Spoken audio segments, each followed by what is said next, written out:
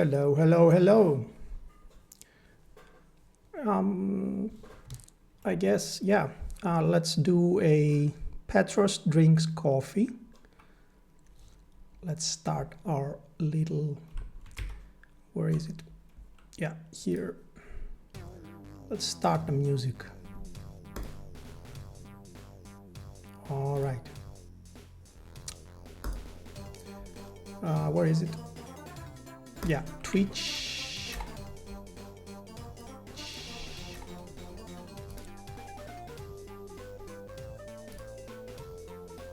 Petros drinks coffee. Grab your coffee and let's hang around.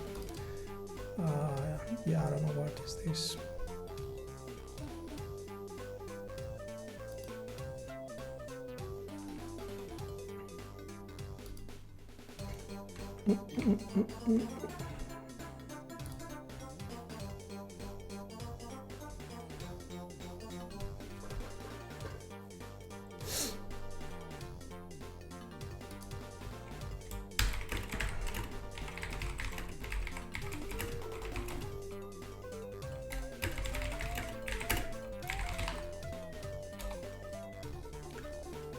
All right, so let's announce this here. Yeah.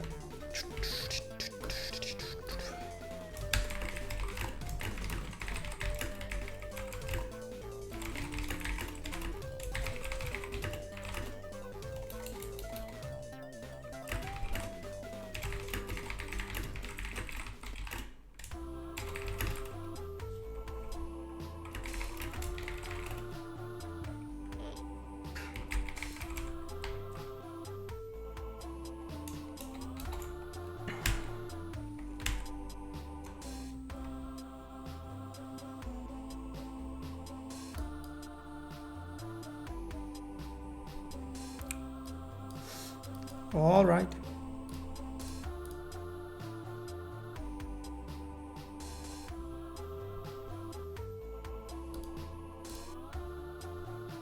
I think I'm gonna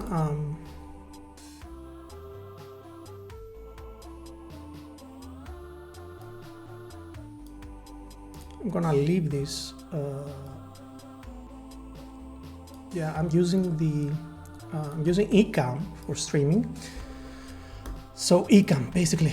So first, before I start adding nodes, I want to create a new repository for anything related to my streaming, to keep notes and I don't know, add little things here and there.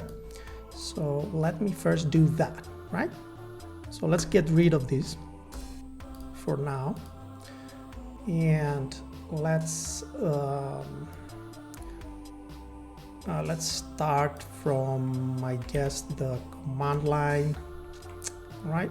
So that's Crawly die. It was from yesterday's streaming session.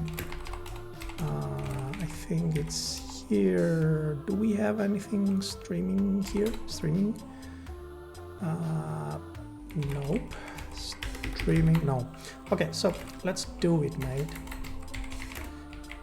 Streaming.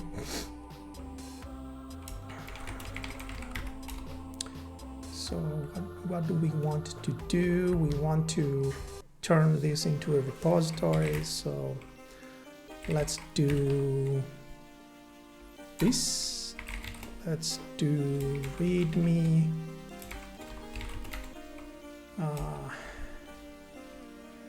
I guess streaming, anything streaming, sorry, string related. I guess place streaming where I stream, or I guess where do I broadcast. Let's put let's yeah, this is one place I broadcast, and then you can also find me on x.com. It's my profile, right? So if you follow me here, come on, man. If you follow me here, you can find me, right? And basically that's it.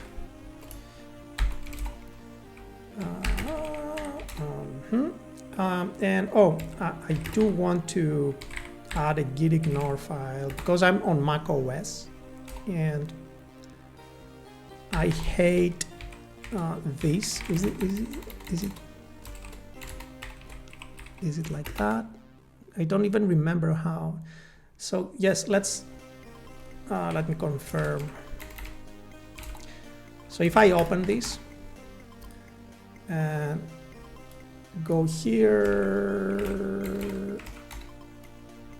no, I think I need to change something, right? Yeah, so let's say I want to see these as icons. What? I don't know when this stupid file is being created. Maybe when I'm changing something like that. Who knows?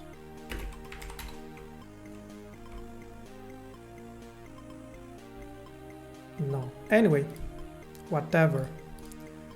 We'll see. Or maybe when I close this. No.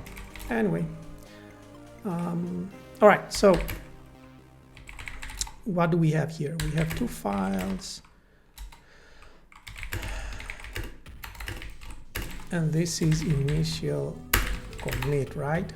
Initial commit.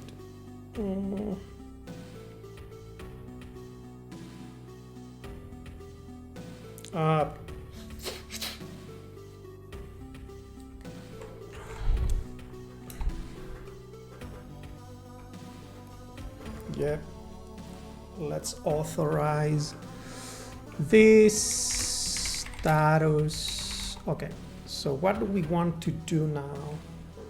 What do we want to do? We want to add like a,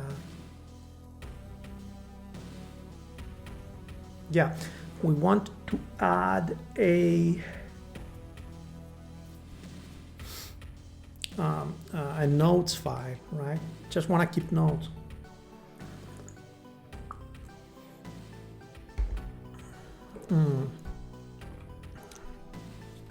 Do we have anyone? No. How can I put this? How can I make the comments stay in front of every other window? I'm checking the eCam. Okay, yeah, so yeah, this is what I wanted to add as a note, my first note, I guess. So yeah, let me touch a notes md file and notes md streaming notes, and I guess what I want to do now is yeah. All right, so basically what I'm doing now is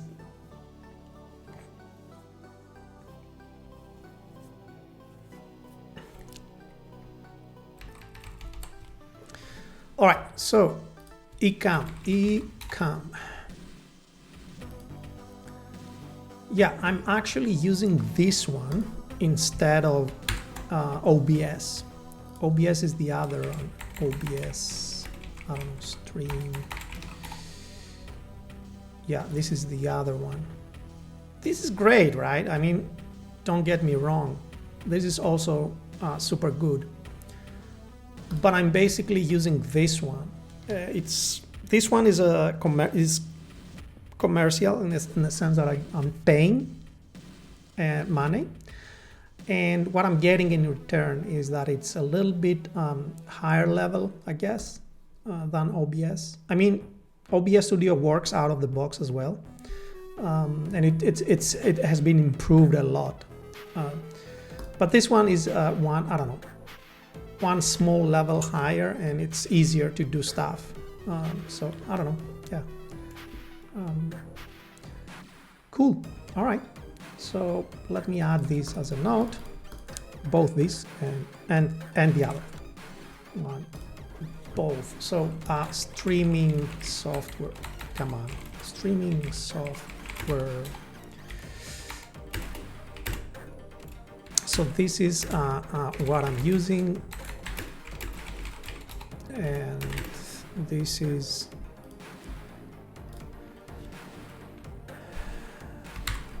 this OBS Studio, which is, yeah. I'm basically using OBS on Windows. So my main, let's say, platform and still favorite is macOS, right? But I also have a Windows machine for, I don't know, playing games and whatnot, but also like developing retro style games for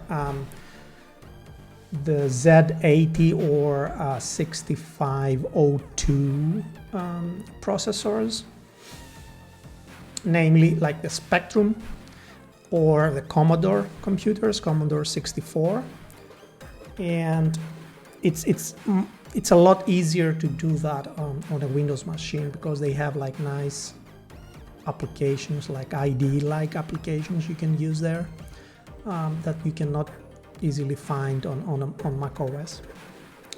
So anyway, I'm using OBS there because I think Ecamm is Mac only, if I'm not terribly mistaken.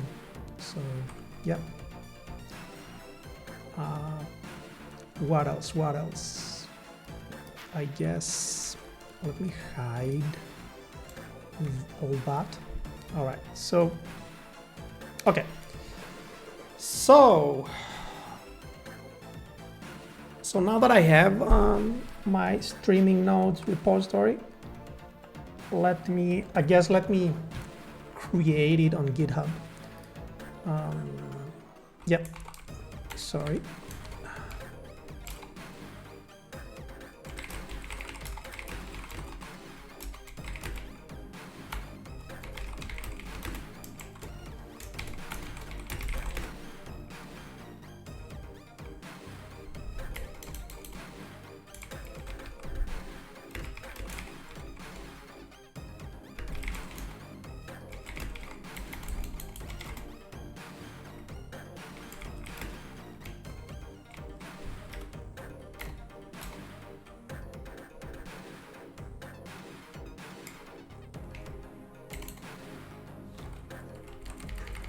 All right, so create a new repository on GitHub from scratch, create a new repository on GitHub from a template repository, push an existing local repository to GitHub.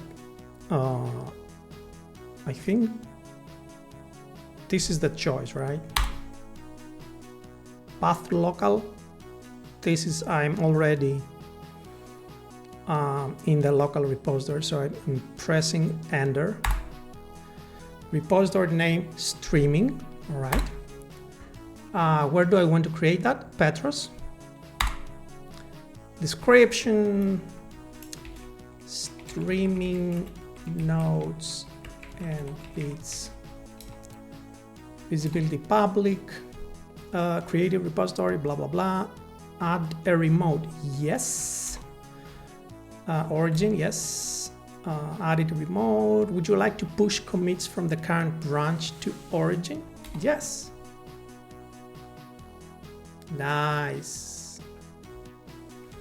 Let's also do like a brew update. We haven't done that for a while.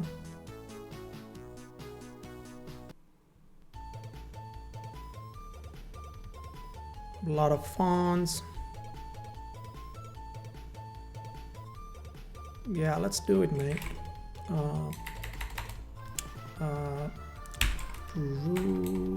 root upgrade.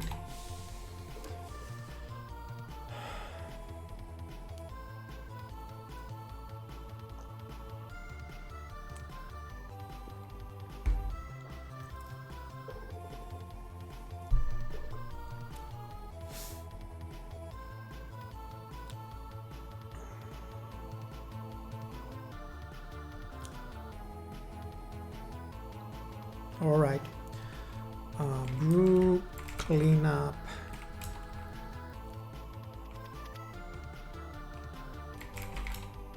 Okay, so let's close this. Let's quit warp and open it again.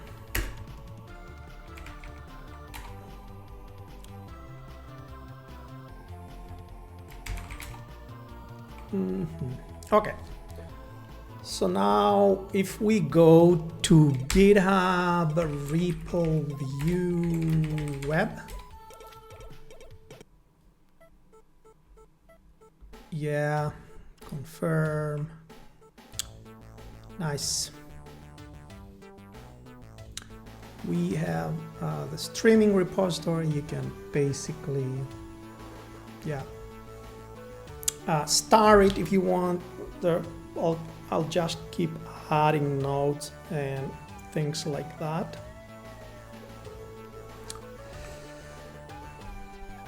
All right. So what do I want to do?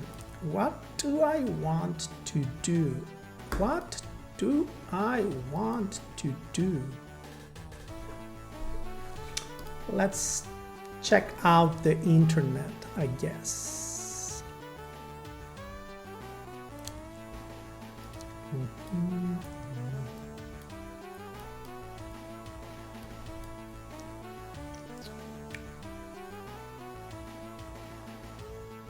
My latest productivity game changer is to access localhost 4000 directly from my phone using LocalCan app. Oh, interesting. This helps tremendously with fixing UX and UI issues on mobile. Wow. I love this. I love this.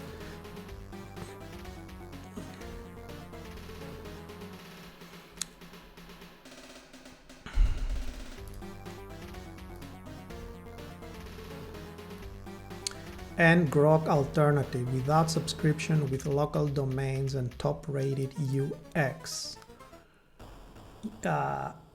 Is it like free? New public URLs on custom domains. Develop apps using public URLs and local domains with HTTPS. Oh, is it though? Is it?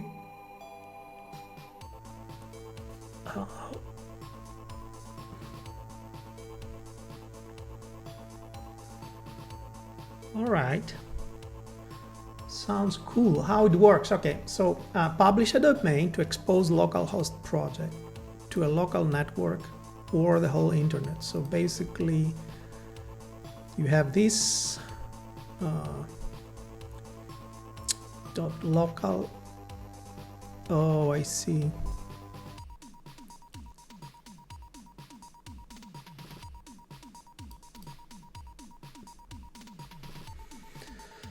Public URLs securely expose your localhost projects to the internet. It's an easy way to share them with your clients and stakeholders, test webhooks, OAuth integrations, and more. Use LocalCan dev or your own custom domain.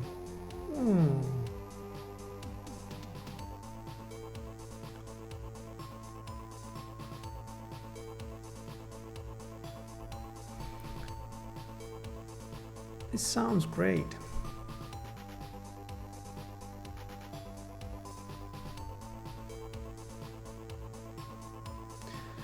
Next, node.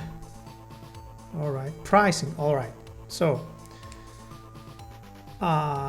pricing. So basically, each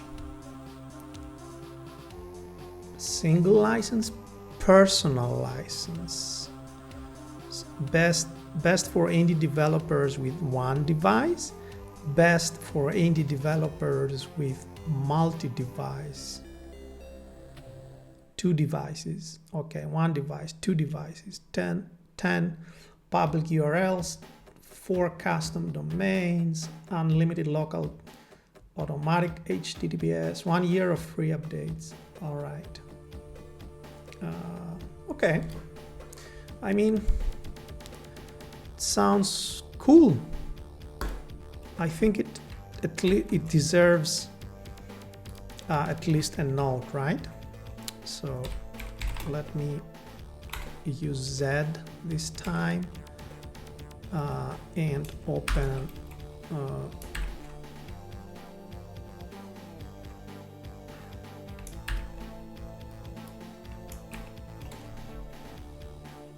yeah, sorry, not this one.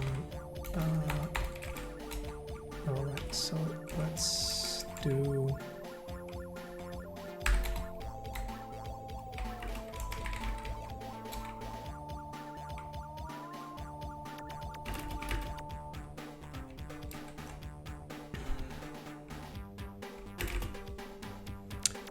so basically this is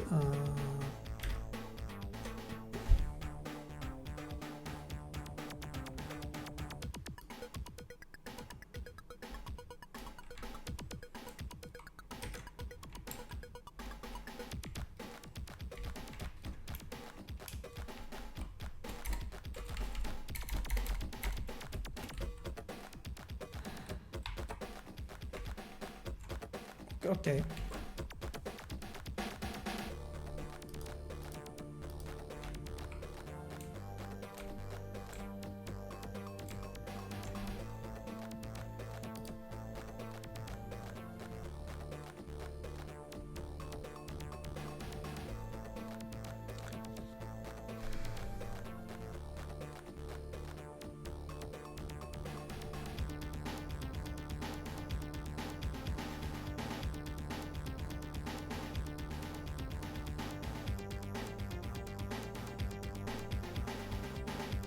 What's wrong, mate?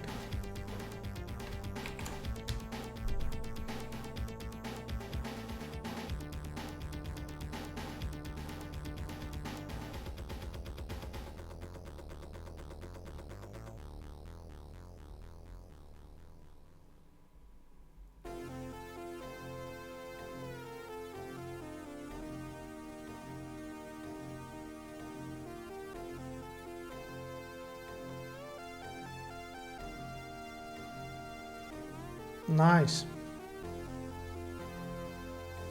Using a fox's fur for the bird nest.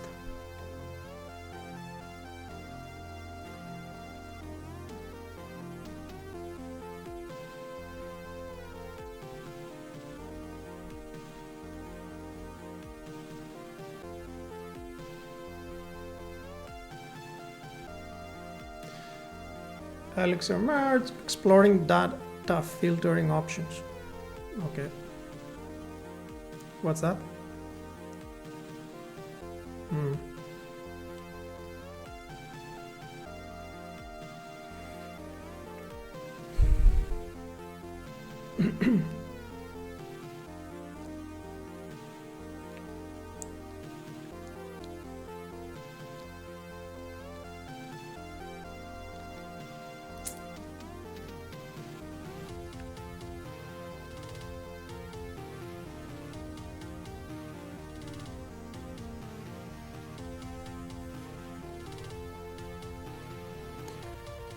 The fur of the Arctic fox provides the best insulation of any mammal, and its thickness increases by 140% during winter. This picture shows an Arctic fox shedding its winter coat. Interesting.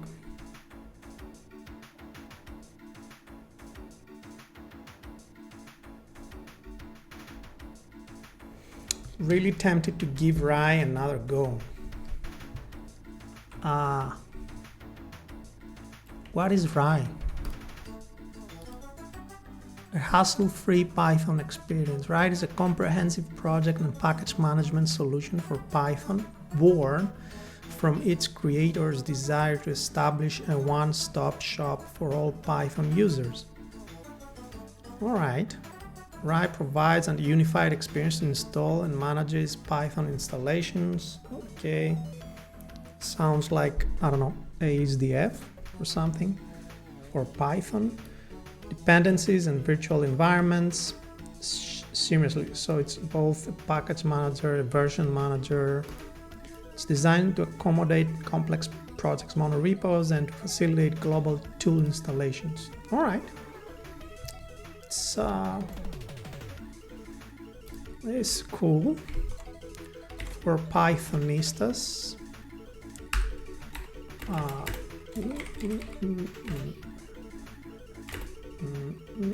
So let me first, let's put this one. And maybe what we can do is basically create like a nice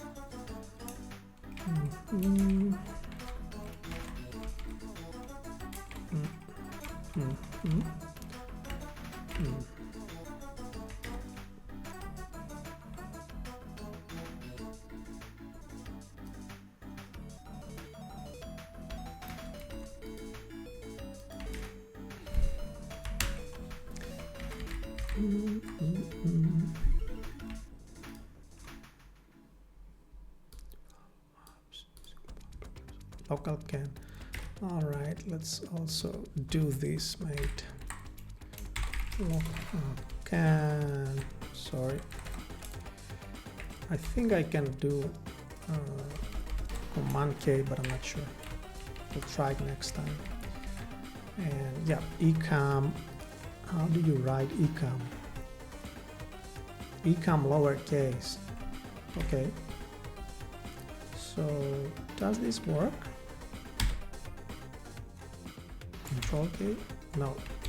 Oops. Anyway, I thought it should work, but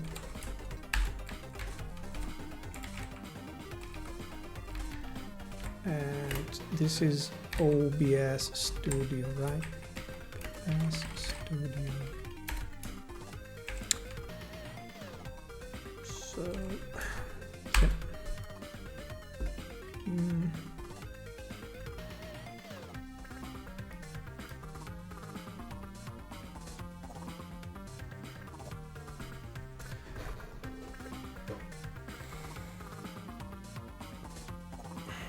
Okay.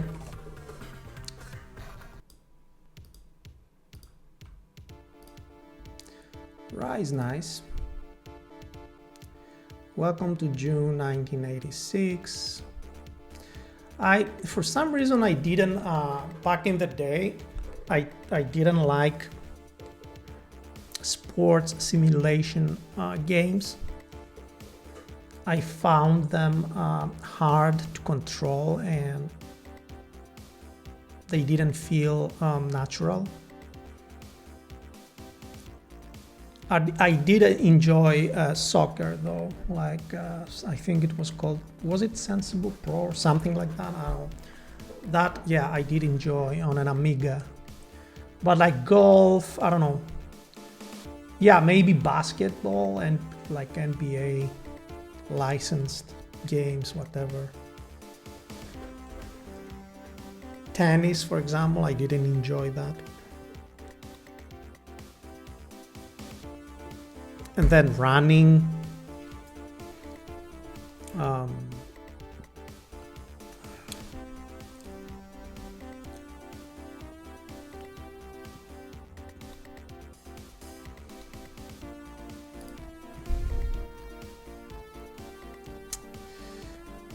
Many forget that the client-server architecture is a distributed system.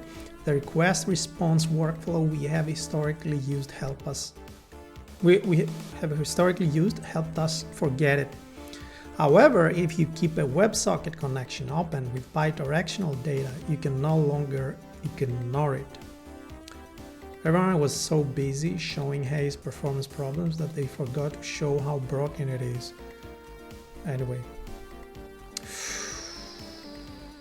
video cassettes. Before 3D printing, there was the photo sculpture process invented in the century for the reproducing subjects in 3 dimensions. Interesting.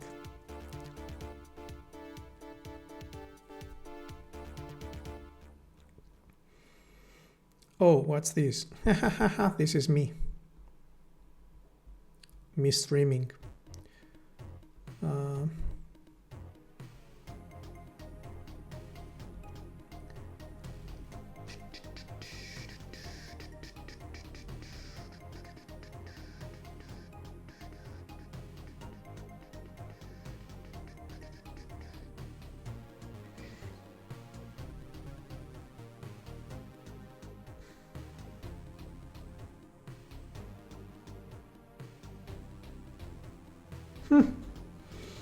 This looks like kissing, but it's not kissing, right?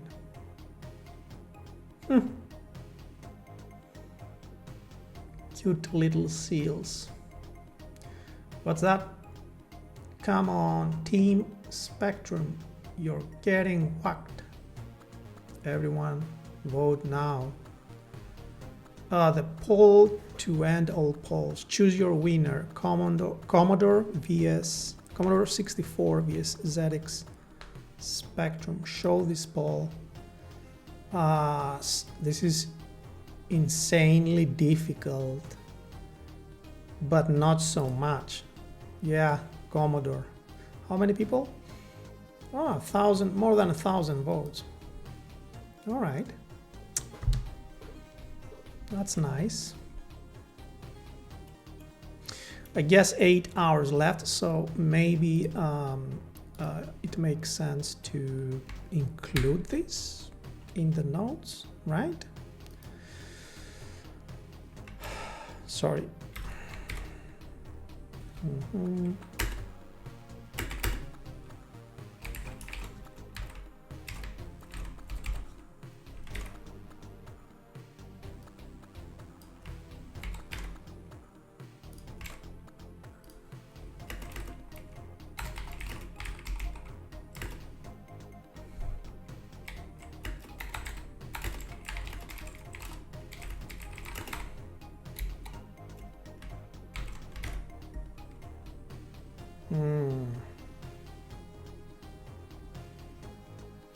Sorry, Spectrum, but if it's between you and Commodore 64, I think Commodore 64 wins.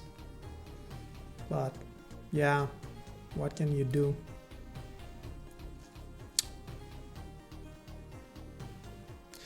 You just got a bonus. What are you spending it on to treat yourself? I don't know, honestly.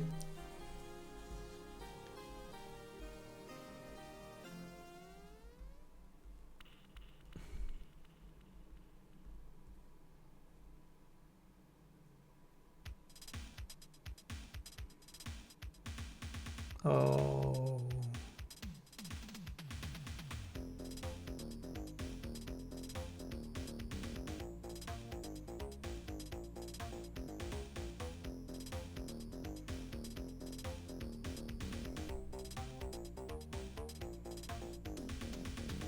Interesting. Wow.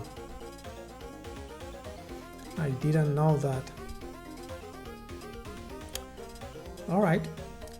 Sun blasting an avocado.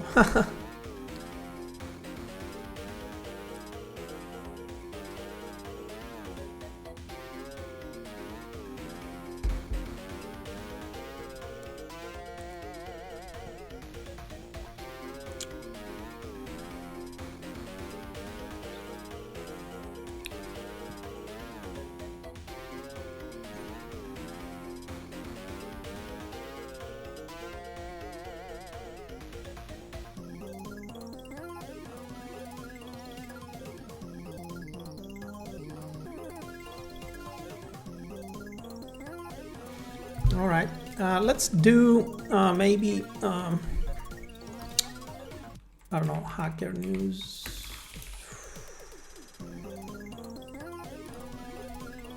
Hacker news. Yeah.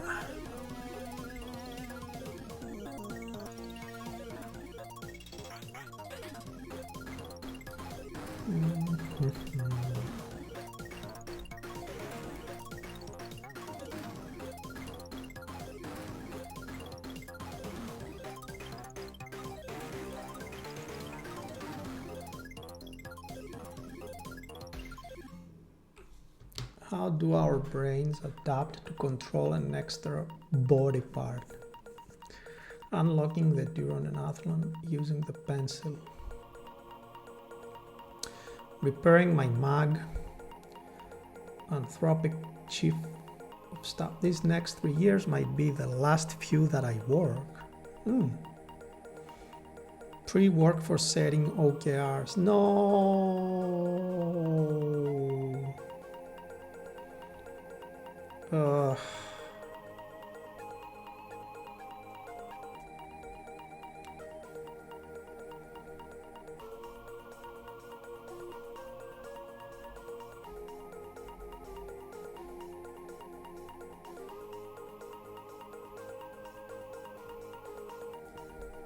CSS written in pure Go. Why?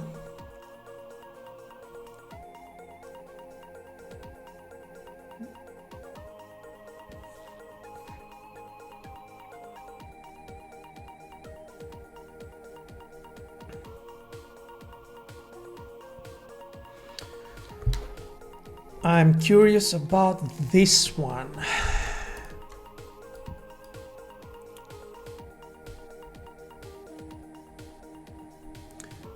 All right. I'm 25. These next 3 years might be the last few years that I work.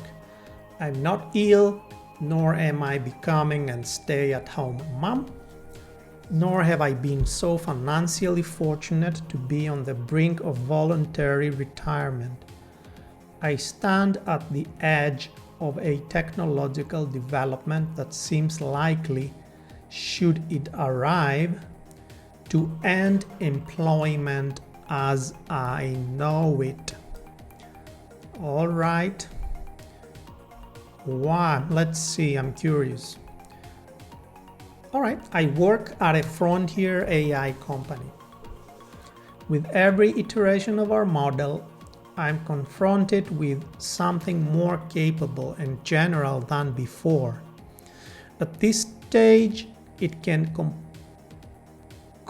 competently generate cogent content on a wide range of topics. It can summarize and analyze texts passably well.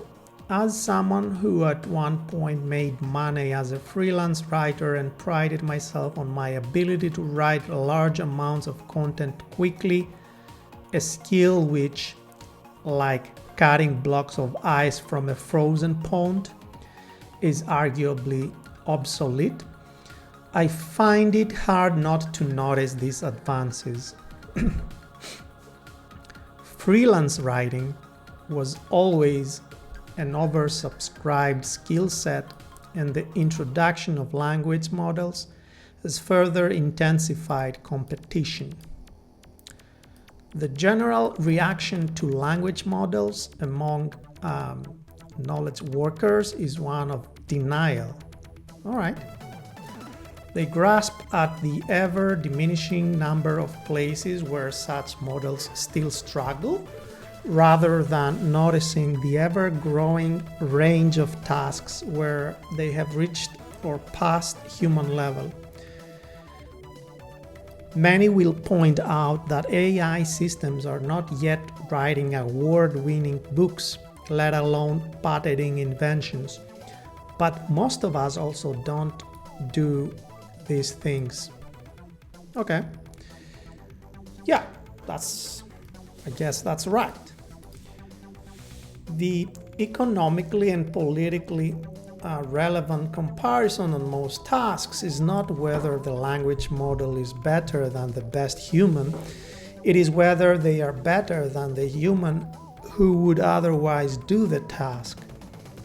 This makes the objection that AI systems are not yet coding long sequences or doing more than fairly basic math on their own or a more relevant one. But these systems will continue to improve at all cognitive tasks. The shared goal of the field of artificial intelligence is to create a system that can do anything. I expect us to soon reach it. If I'm right, how should we think about the coming of obsolescence of work? Oh, God. I don't know. It is worth noting up front that even today, work is far from the only way to participate in society. Nevertheless, it has proven to be the best way to transfer wealth and resources. It provides personal goods like social connection, status, and meaning, and it offers social goods like political stability. Given this, should we meet the possibility of its loss with sadness, fear, joy, or hope? The overall economic effects of artificial general intelligence are difficult to forecast, and here I will focus on the question of how people will feel without work, whether they will or can be happy. Okay. There are obviously other vital questions like how people will be able to meet their material needs. Many have examined this question with no final answer yet adopted as official policy for this contingency by any government.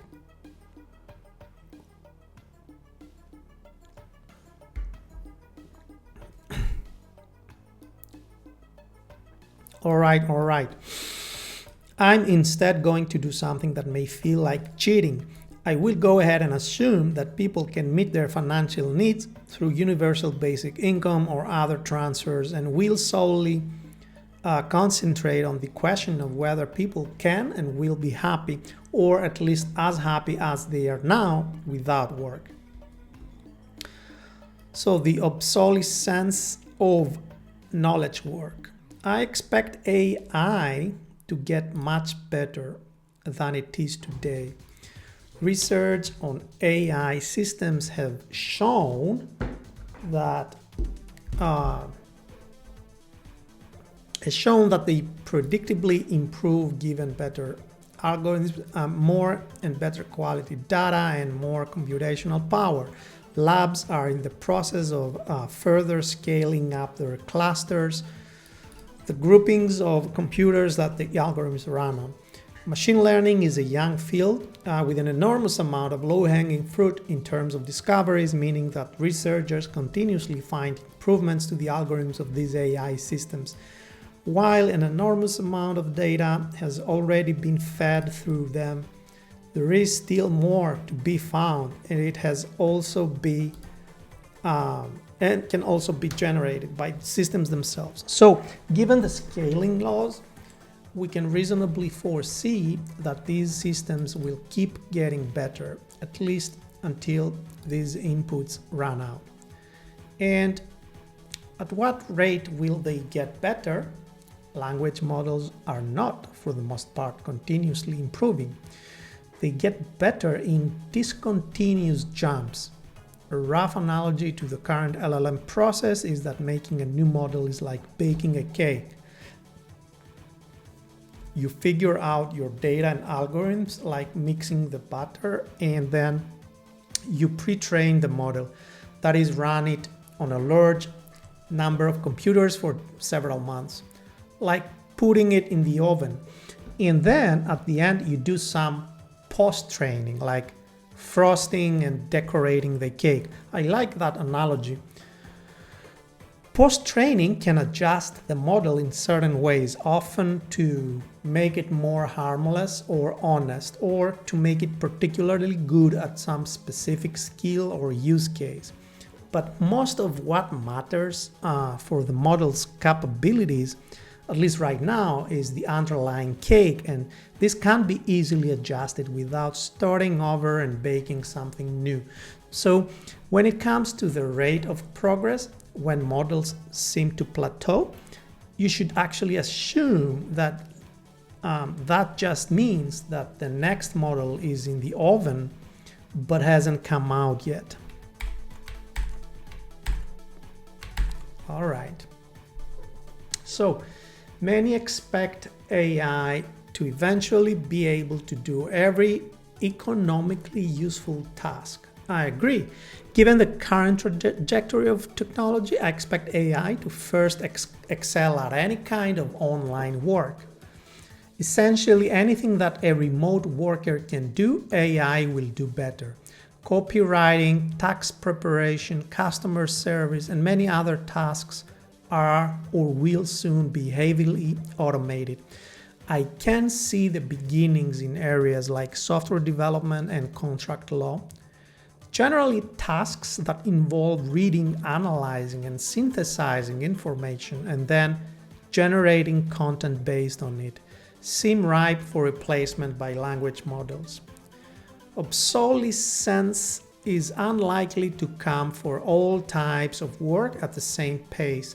And even once we have a human-level AI, the effects will look like very different before and after the widespread deployment of robotics.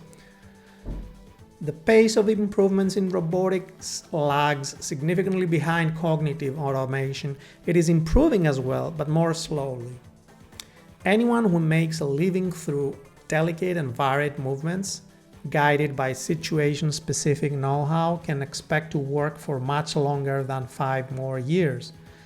Thus, electricians, gardeners, plumbers, jewelry makers, hairstylists, as well as those who repair ironwork or make stained glass might find their handiwork contributing to our society for many more years to come. Regulated industries like medicine or the civil service will have human involvement for longer, but even there, I expect an increasingly smaller number of human workers who are increasingly supplemented with AI systems working alongside them. All right, so hairstylists, gardeners, electricians. I guess if you want to choose a work that's going to be super valuable for the coming years. Finally, I expect it there to be jobs where humans are preferred to AIs, even if the AIs can do the job equally well, or perhaps even if they can do it better. This will apply to jobs where something is gained from the very fact that a human is doing it, likely because it involves the consumer feeling like they have a relationship with a human worker as a human. Jobs that might fall into this category include counselors, doulas, caretakers for the elderly, babysitters, preschool teachers, priests and religion leaders, even sex workers. Much has been made of AI girlfriends, but I still expect that a large percentage of buyers of in-person sexual services will have a strong preference for humans. Some have called these jobs nostalgic jobs. Interesting. It is possible, given deflationary pressures, that real wages in these remaining occupations remain enough to keep most people going at roughly current labor force participation rates. The psychology of employment. Let me drink.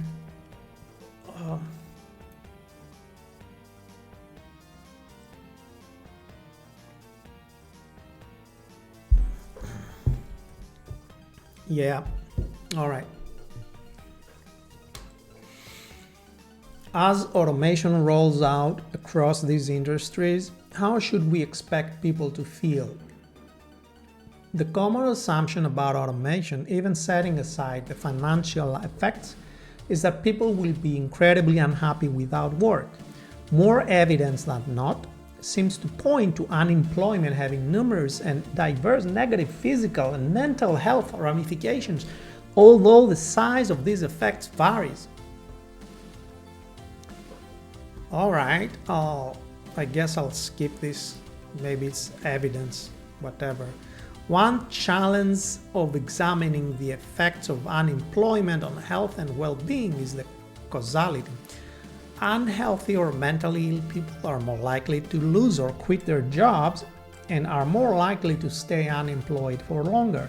This means that results showing that the unemployed are mentally and physically sicker shouldn't be taken to mean that unemployment necessarily makes them sicker. One study that tried to tackle this looked at the effects of unemployment caused by the collapse of the Spanish construction industry on mental and physical health. This particular study was attempting to disentangle the causality because people who lose their job during a nationwide collapse of an industry will avoid this selection effect. These individuals are no more likely to have mental or physical issues than other members of the population. By looking at large-scale survey responses before and after the crisis, they found that unemployment did appear to increase, the likelihood of reporting poorer health by about 15% in their sample, and an increase in the chance of reporting having a mental disorder by about 1/3. It does seem that overall unemployment makes people sadder, sicker, and more anxious, but it isn't clear if this is an inherent fact of unemployment or a contingent one.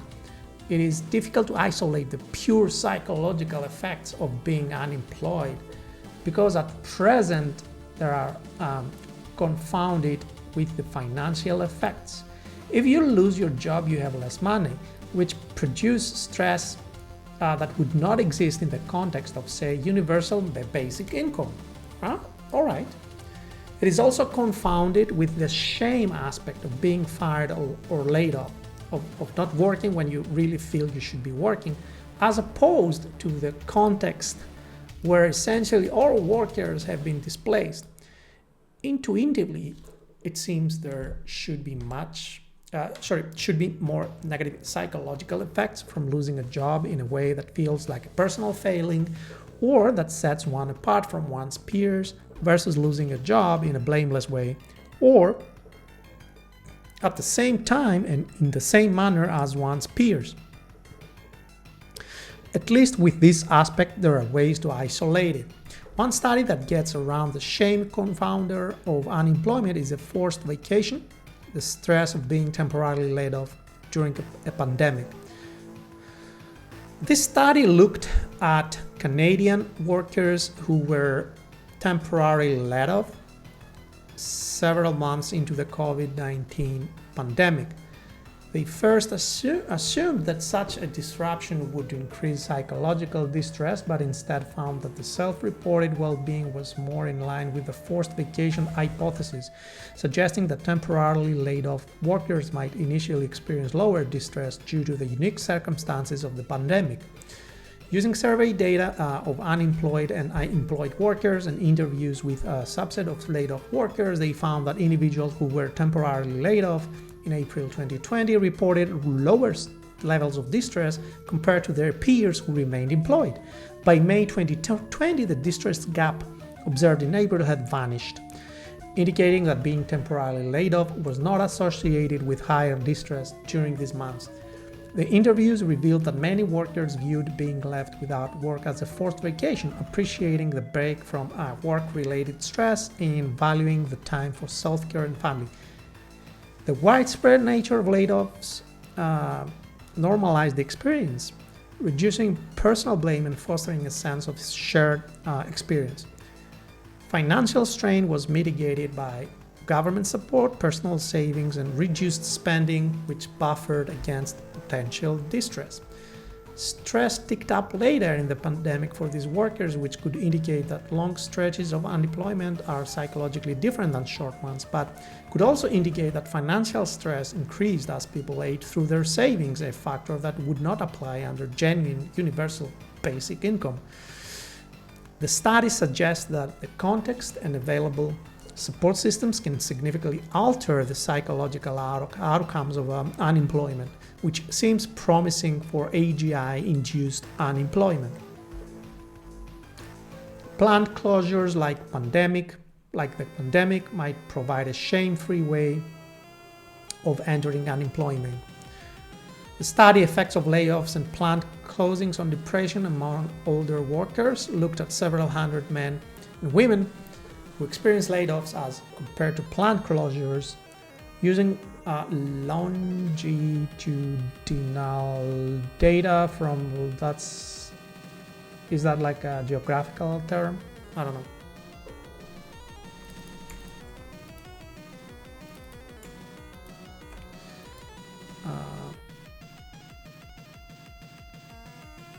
Lengthwise than across. Oh, anyway, all right. They found that reported depression increased after both forms of displacement for men and women, but they found that depression was higher for men after being laid off than for planned closure, and the reverse for women. The male side of this was hypothesized to be caused by the fact that being laid off felt more like a personal failure than singled the men out, whereas the planned closure was not related to their own worth and was experienced equally by their community. They didn't have a great explanation for the women's results, which leaves something to be desired. Okay, yeah, this is like persuading us. So, the end of the Protestant work ethic. Can we envision people free from the psychological burdens of shame and duty, using their time well and being happy while not working? Yes, we certainly can, because many of us already, at least occasionally, are people on weekends, on vacation, during summers when they are students. Perhaps these groups reflect the optimal amount of free time argument above, that some time off can be good while too much off can be bad. Or they reflect the shame piece. People in these situations do not feel ashamed to not be working, or perhaps some combination.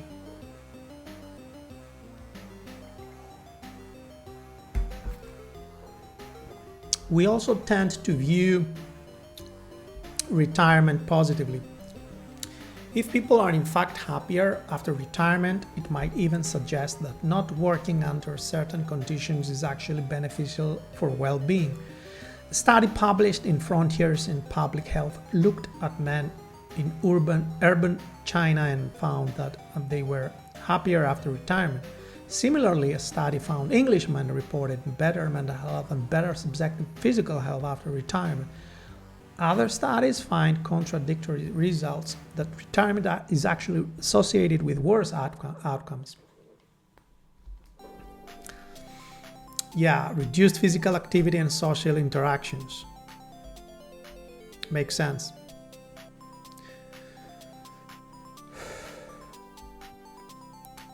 $15,000 French individuals with repeated measurements for 7 years before to 7 years after the retirement. The study found that retirement did not change the risk of major chronic diseases, but was associated with a substantial reduction in mental and physical fatigue and depressive symptoms, particularly among people with chronic diseases. All right.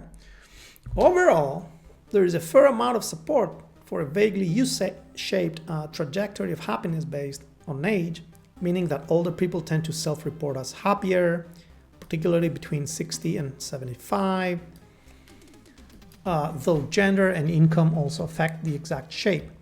This means that older people, those who in developed countries tend to be retired, self-report as happier on average than working people. All right. Automation-induced unemployment could feel like retiring depending on how total it is. If essentially no one is working and no one feels like they should be working, it might be more akin to retirement in that it would lack the shameful element of feeling set apart from one's peers.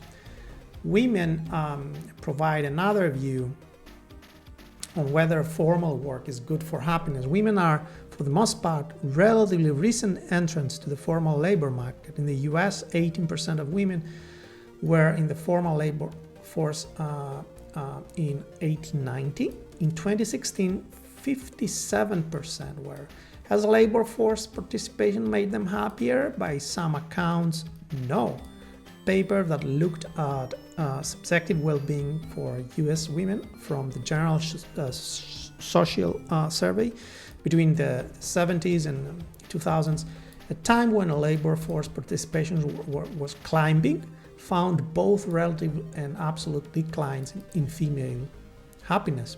Of course, saying that women were not made happier by joining the workforce does not guarantee that leaving it would not make them unhappy. But I think women's work and AI is a relatively optimistic story. Women have been able to automate unpleasant tasks via technological advances, while the more meaningful aspects of their work seems less likely to be automated away. When not participating in the formal labor market, women overwhelmingly fill their time with childcare and housework.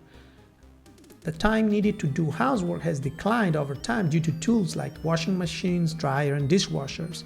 These tools might serve as early analogous examples of the future effects of AI, reducing unwanted and burdensome work to free up time for other tasks deemed more necessary or enjoyable. Roombas are a comic and clear continuation of this trend.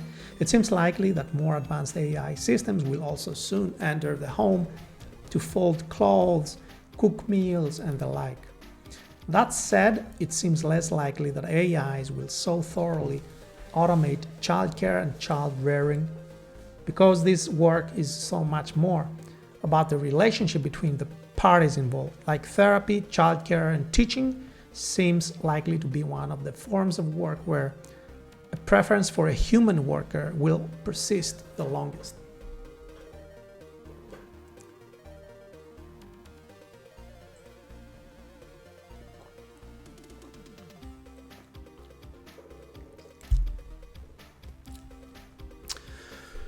Another view of unemployment comes from the aristocrats of the past. In the early modern era, landed gentry and similar were essentially unemployed. Perhaps they did some minor administration of their tenants, some dabbled in politics or were dragged into military projects, but compared to most formal workers, they seem to have worked a relatively few hours. They filled the remainder of their time with intricate social rituals like balls and parties, hobbies like hunting, studying literature and philosophy, producing and consuming art, writing letters, and spending time with friends and family. We don't have much real well-being survey data from this group, but hedonically, they seem to have been fine.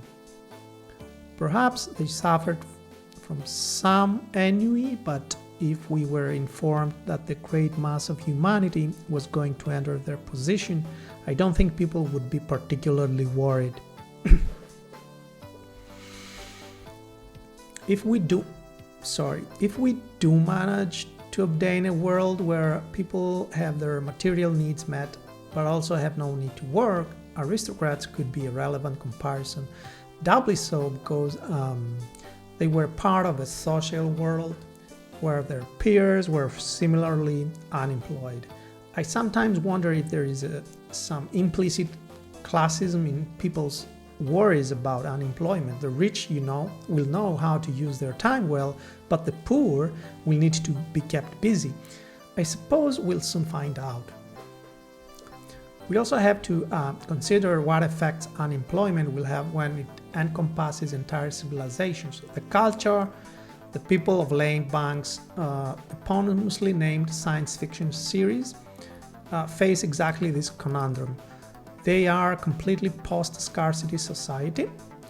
Money is viewed as crude and irrelevant for allocating resources, living space, raw materials.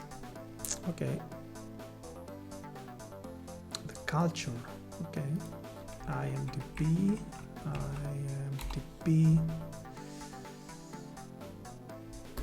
the culture.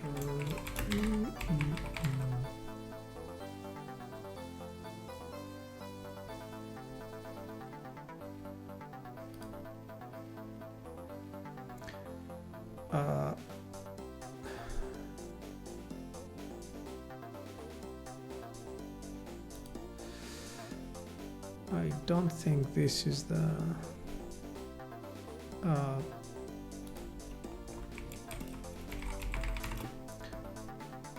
culture.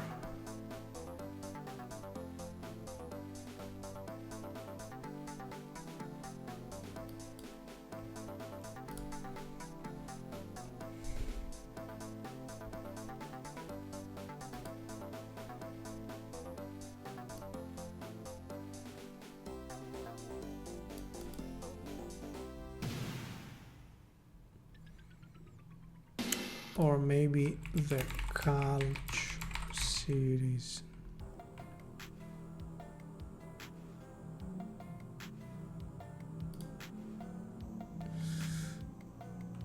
What the? The science fiction series written by Scottish author, released from 1987 through to 2012. The stories center on the culture, a utopian post-scarcity space society of humanoid aliens and advanced superintelligent artificial intelligences living in artificial habitats spread across the Milky Way galaxy. The main themes of the series are the dilemmas that an idealistic, more advanced civilization faces in dealing with smaller, less advanced civilizations that do not share its ideals and whose behavior it sometimes finds barbaric. In some of the stories, action takes place mainly in non-cultural environments, and the leading characters are often on the fringes of the culture, sometimes acting as agents of culture in its plans to civilize the galaxy. Each novel is a self-contained story with new characters, although reference is occasionally made to the events of the previous novels. Oh, interesting. Interesting. So how many? Okay, so this is the culture.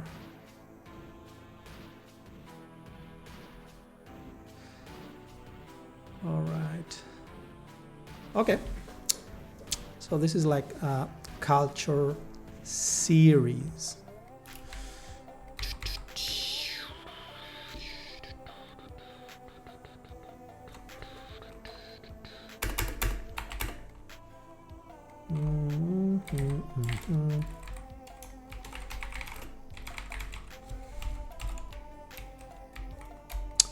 So basically, let's also add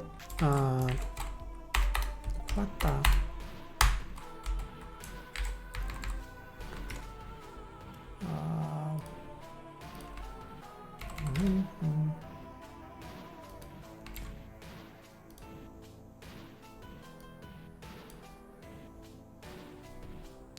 my last 5 years of work.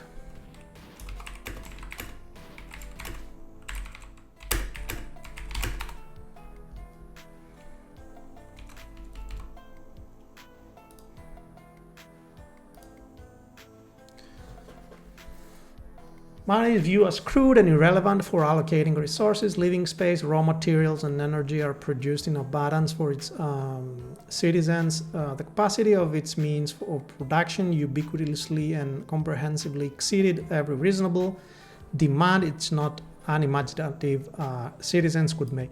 Yet, the culture has at least one need that is this abundance cannot satisfy. The only desire the culture could not satisfy from within itself was one common to both the descendants of its original human stock and the machines they had brought into being. The urge not to feel useless. Oh my God, the urge not to feel useless.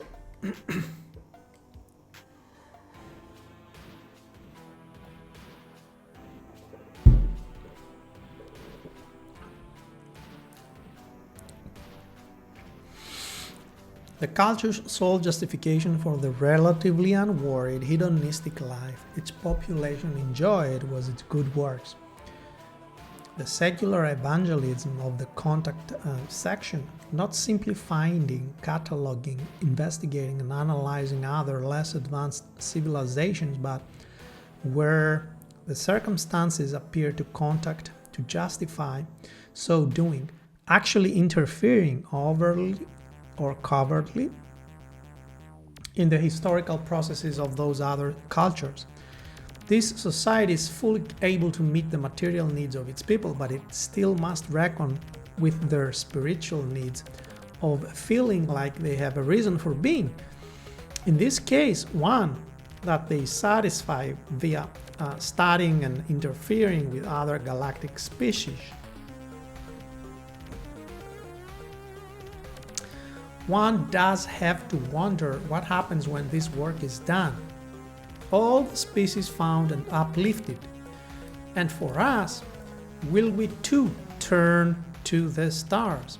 It isn't crazy. I suppose the question is really, will we turn to the stars even when the machines we make are able to do that better than we can? Just as they can do everything else better too? Do you do anything that you're notably worse than other people just for the sheer value of you? Yes, I'm a programmer, right? There are like thousands, if not hundreds of thousands, more capable programmers out there than myself. But I still do it because I really enjoy it. So we can think of this as the hedonic reason for doing an activity others can do better. Yeah, although a trained therapist might be able to counsel my friends or family through their troubles better, I still do it because there is value in me being the one to do so. We can think of this as a relational reason for doing something others can do better. I write because sometimes I enjoy it and sometimes I think it betters me. I know others to do so better but I don't care, at least not all the time. The reasons for these are part hedonic and part virtue or morality. A renowned AI researcher once told me that he is participating for post-AGI, he is practicing for post-AGI by taking up activities that he is not particularly good at, jiu-jitsu, surfing, and so on, and savoring the doing even without excellence. So this is how we can prepare for our future, where we will have to do things from joy rather than need, where we will no longer be the best at them, but we will still have to choose how to fill our days. We will also not need to choose how to fill our time alone in the context where we are all out of work and where this is one of our main worries. It means we build relatively aligned artificial general intelligence. For the same reasons I expect us to reach AGI, I expect it to progress beyond this point to where we have superhuman systems. For the same reason these systems will be helpful with anything, we should expect that these systems will be able to help with the problems that they create. If we believe there are solutions to unhappiness or a feeling of a loss of purpose and that these solutions can be found with intelligence, then we should expect these systems to be able to help us find them. This may sound self-serving or wishful and will doubtless leave many unsatisfied. But I believe that if we really think these systems will be able to replace us, there is no reason to believe they will not also be able to help us with our search for meaning.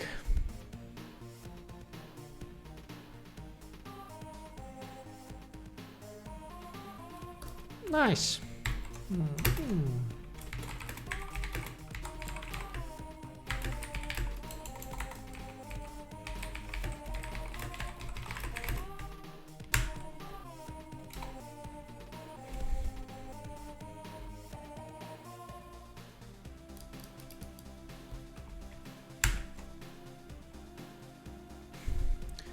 What the hell?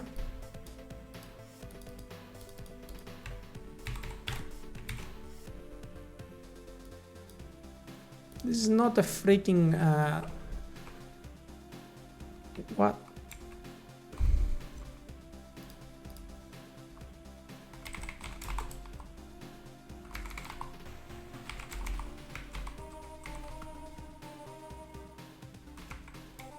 I think it doesn't do that.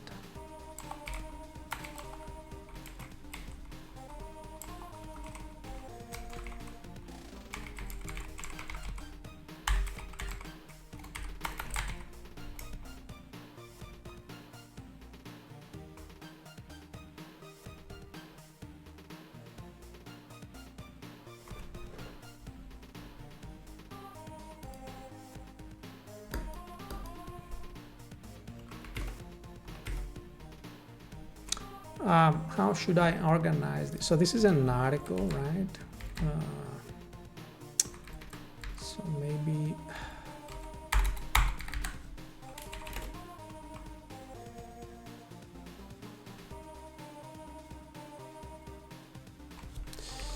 yeah, let me do it like that. I don't know.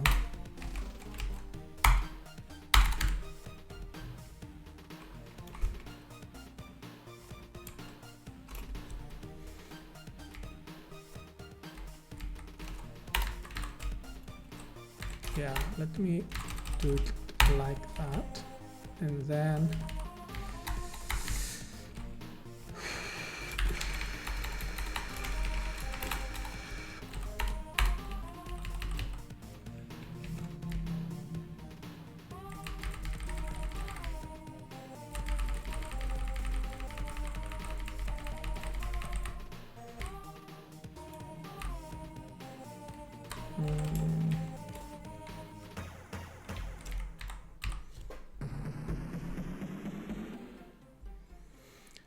that was good.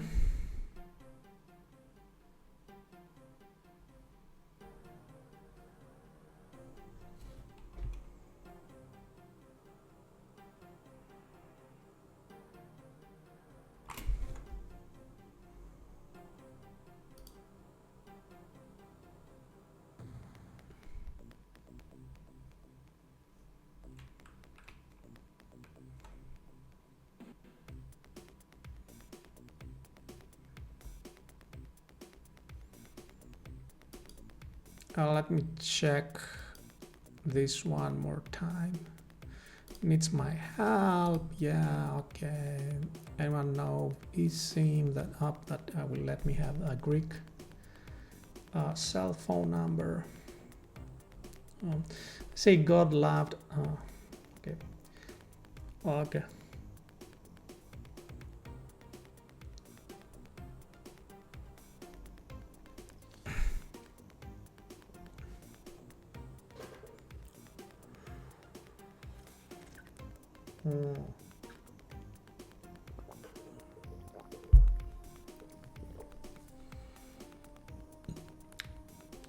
Okay.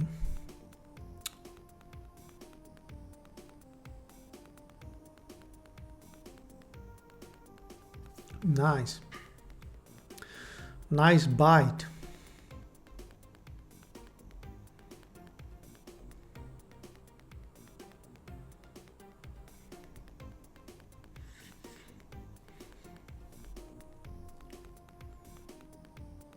Yeah, I've seen that many times.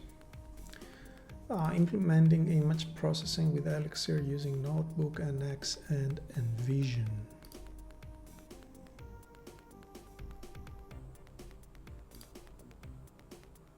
Oh, this is basically not an article. All right.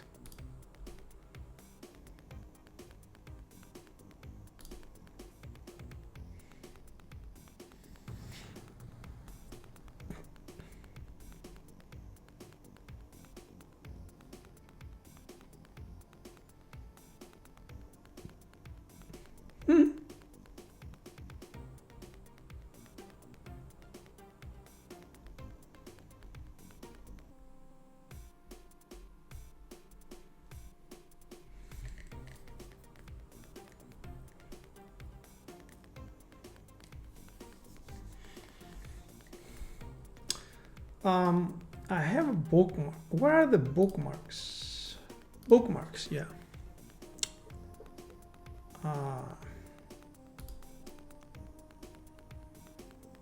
Crawly. Yeah, this is what I wanted to check out, right?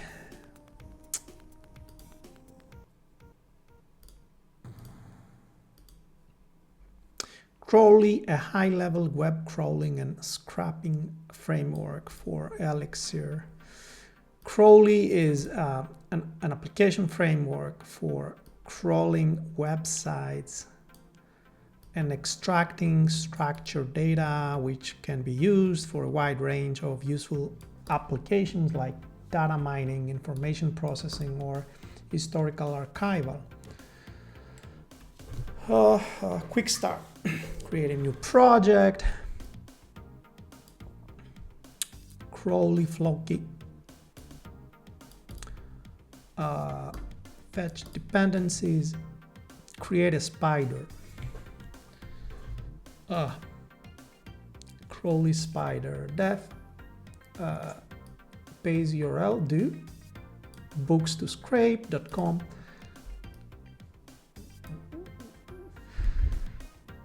Def init do start URLs. Do parse item response. Do Floki parse document response body. Okay, document. Create item for pages where items exist. Items document Floki find dot product prod. Ina map title. Interesting. Price. Next requests. Okay. Interesting, yeah.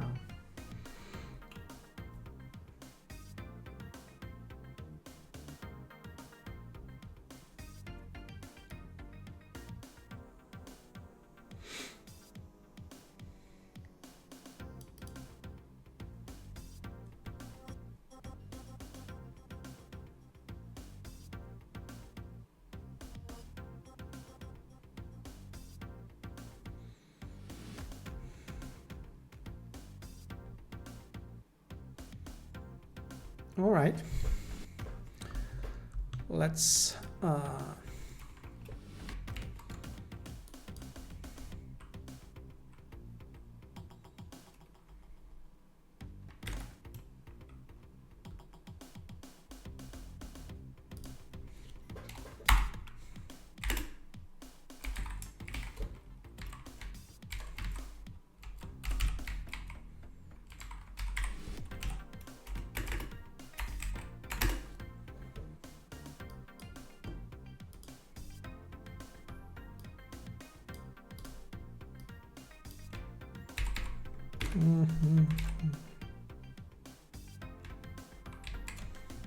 nice.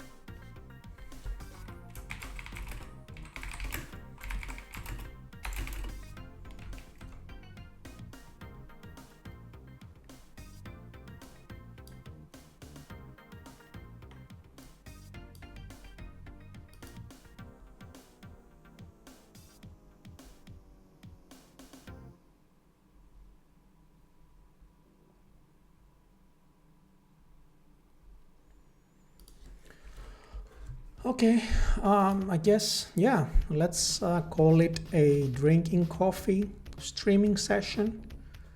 And I may do some more streaming, but on other topics now. Yeah, we'll see. That's it. See see you later.